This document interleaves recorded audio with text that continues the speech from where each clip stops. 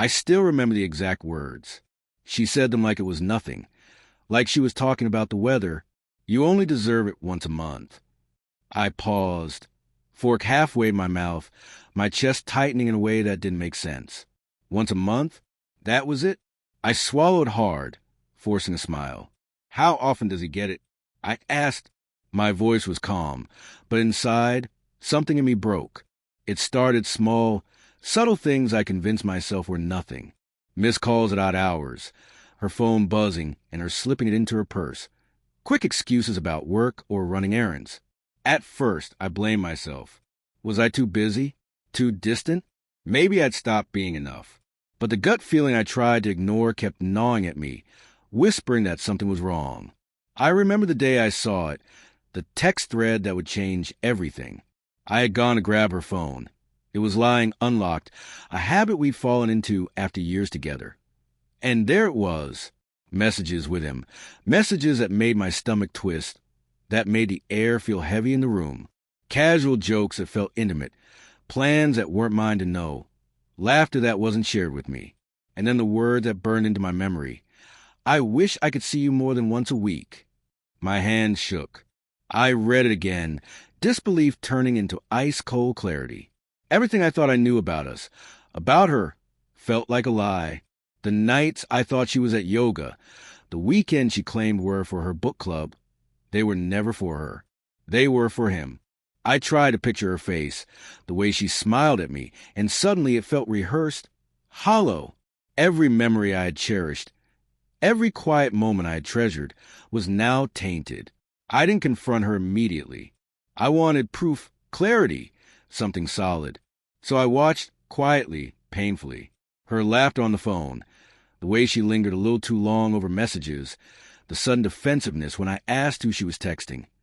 Every little thing carved the same truth deeper into my chest. I wanted to scream, to break something, but mostly I wanted to vanish. Then came the night of confession, though I hadn't asked for it. She was sitting on the couch, her legs curled under her, staring at the floor. Her voice was soft, trembling, fragile in a way I hadn't heard before. I didn't mean for it to happen, she said. I needed something.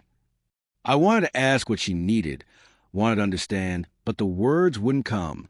All I could think about was a betrayal, the nights, the lies, the secret smiles meant for someone else. I saw her guilt, the tightness in her jaw, the way she avoided my eyes, but I also saw her reasoning, the quiet, selfish justification that had led her here. She wasn't cruel. She was human, and I suppose that made it worse. It wasn't a mistake. It was a choice, repeated in ways I could count, all while she told me, flatly, that I only deserved a fraction of what I thought was ours together.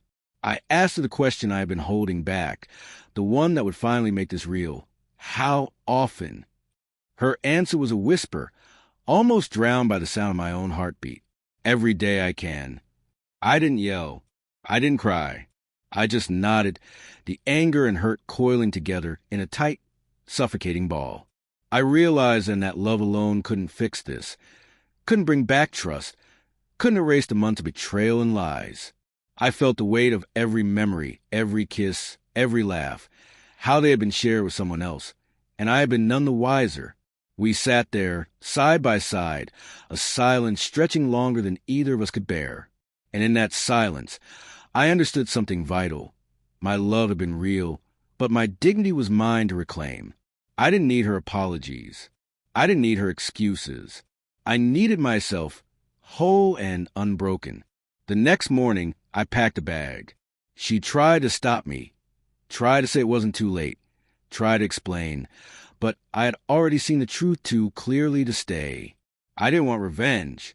I didn't want anger to define me. I just wanted out, and in that decision, I found a strange, painful relief. Driving away, I thought about the life I was leaving behind, the woman I had loved, and the lessons I was taking with me. Trust isn't just given. Love isn't always enough. And sometimes, the hardest thing is choosing yourself over someone you thought you knew. I still think about her sometimes, but the sting has dulled.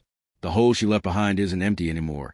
It's a space I'm filling with my own strength, my own clarity, my own life, and though the memory of her words will linger forever, I've learned that some truths, however brutal, can also set you free.